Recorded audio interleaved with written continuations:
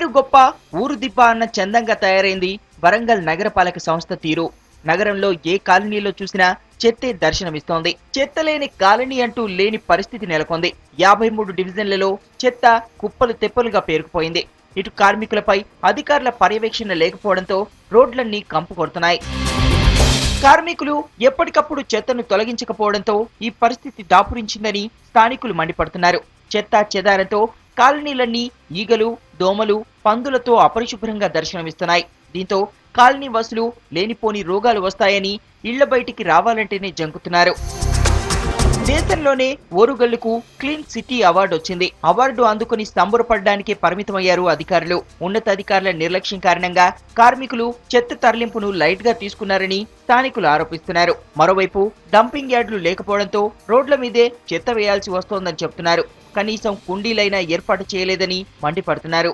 చెత్తను సేకరించడం కానీ క్లీన్ సిటీ ఛాంపియన్షిప్ లో అనేక అవార్డులు గెలుచుకుంటామని చెప్పి గొప్పలు చెప్పుకున్నటువంటి నగరపాలక సంస్థ పూర్తిగా ఈరోజు ఈ వర్షాకాలంలో అతిసార వ్యాధి అనేక వ్యాధుల బారిన పడి నగర ప్రజలు అతలాకుతలమైపోయే పరిస్థితి కనబడతా ఉన్నది. నగరాన్ని పరిశుభ్రమయంగా చేస్తామని చెప్పినటువంటి ఈ అధికారులు ఆ చెత్త డంపులు తీయడం ద్వారా ప్రజలు ఎక్కడైతే మధ్య రోడ్ల గల్లీలో సెంటర్లో వేయడం ద్వారా పూర్తిగా చెత్త పేరుకుపోయి అనేక రోగాల బారిన పడేటువంటి పరిస్థితి కనబడతా ఉన్నది. రోడ్లపై కుండీలు లేకపోవడంతో రోడ్లన్నీ చెత్తా చెదారంతో పేరుకుపోతున్నాయి. దీంతో కాలనీ వాసులు వెంటనే చెత్తను తొలగించాలంటూ నిరసనలకు దిగుతున్నారు. పేరుకుపోతున్న చెత్తతో రోగాల బారిన పడుతున్నామంటూ అధికారులపై ఆగ్రహం వ్యక్తం చేస్తున్నారు. ఈ క్లీన్ సిటీ గ్రీన్ సిటీ అనేటువంటి ప్రోగ్రాం పెట్టిన దగ్గర నుంచి వెళ్ళే నగరంలో ఎక్కడి చెత్త అక్కడే ఉంటా ఉంది. నగరం మొత్తం కూడా దుర్గంధం వెదజల్లుతూ ఉంది.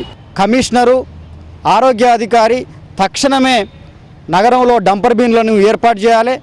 వేసినటువంటి చెత్తల్ని వెంటనే డంపర్లకి తరలించేసి ప్రజల ఆరోగ్యాన్ని కాపాడాల్సిందిగా మేము కోరుతా ఉన్నాం.